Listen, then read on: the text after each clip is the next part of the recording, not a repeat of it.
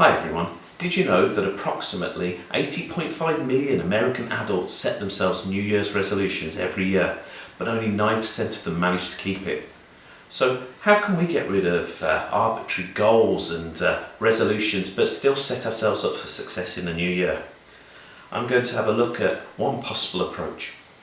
Looking at the work of Scott Adams, which James Clear then expanded on in his fantastic book Atomic Habits, I want to have a look at creating a systems approach which will give us the opportunity to create good habits. So let's get rid of those arbitrary goals such as lose 10 kilograms, eat healthier, do more exercise, learn the guitar, learn to speak Spanish. So I want to share this systems approach and look at why it's powerful and some of the great things that can come out of it, but also talk to you about some of the good habits I'm hoping to build within the new year. Now, I'm not saying that goals are bad, more that I think systems can deliver stronger, more powerful gains.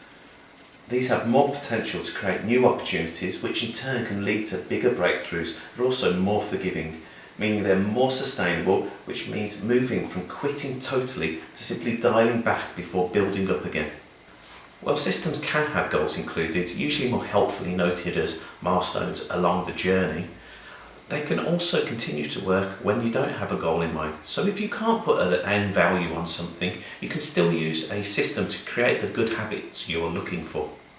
So a system will also be more fitted to you. So if your goal was to lose 10 kilograms, but it turns out you've managed to lose 8, but you're now stuck there, you've plateaued, it may feel like you just want to give up because you can't get to that final number.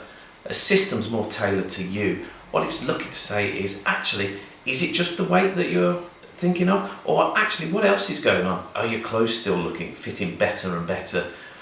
Are you constantly smashing your personal best for the 5K? Are you seeing continuous improvements outside of that one arbitrary goal? Use the systems that are tailored to you. Now, your system has allowed you to keep up a good habit that has allowed you to continue to get multiple gains and isn't fixated on one arbitrary number. Now, you can keep using this system to push forwards. After all, the system is designed to work for you, not against you. Another real positive of the system approach is it's constantly giving you feedback. So are you now smashing it? Are you exercising 3 times a week, every single week? And do you want to up it to 4? Well, your system can do that. You can add in the additional session. Or actually, you're finding it a bit difficult. Is life getting in the way at the moment? Is 3 times not possible? So you can ask yourself, and you can amend your system to look to exercise just twice a week. But even if that's not possible, then you might need to cut it down to once a week or reduce the duration. You can tailor the system, you can amend it to help create those good habits. So once life does get a little bit easier and does allow you to up the ante again, you can do 3 sessions a week, then you can move to your 4 and your 5 if that's what you're looking to do. But what it's doing is it's stopping you from giving up totally, and it's allowing you to create that good habit and that good lifestyle choice.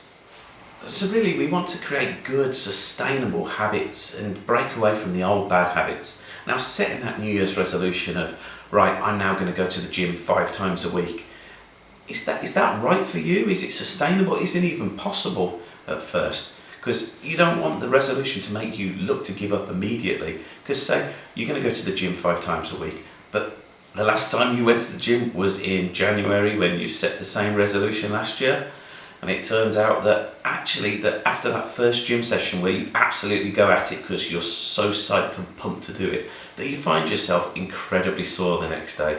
And hey, it's now January the 2nd, it's probably really cold outside, it's probably a little bit wet, Netflix is looking really tempting right now, isn't it? And there's so many other reasons not to go. And have you failed before you've even begun because you've set yourself such a high target that it's almost impossible for you?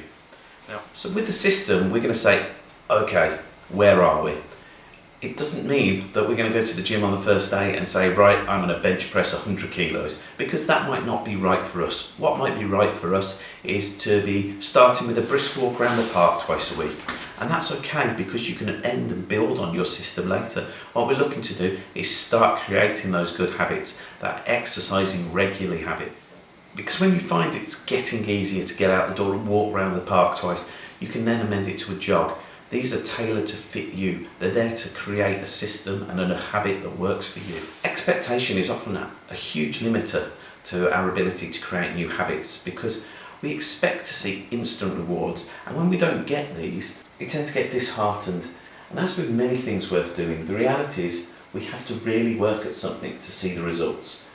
You have to work at something to build the foundations before you can see the house go up. With exercise and a healthy lifestyle, you're not going to drop inches and lose 5 kilos in the first weeks. It takes time. And you create the good habits that will lead to the explosion in performance and the desired drop on the scales. We need to think less about the end result and more about trying to enjoy the journey. So I need to create some good habits myself in the coming year, and like most people, 2 of the 3 I'm going to share with you are tighter, healthy lifestyle choices and getting fitter. So to help me with this, I'm going to use a really easy tracker.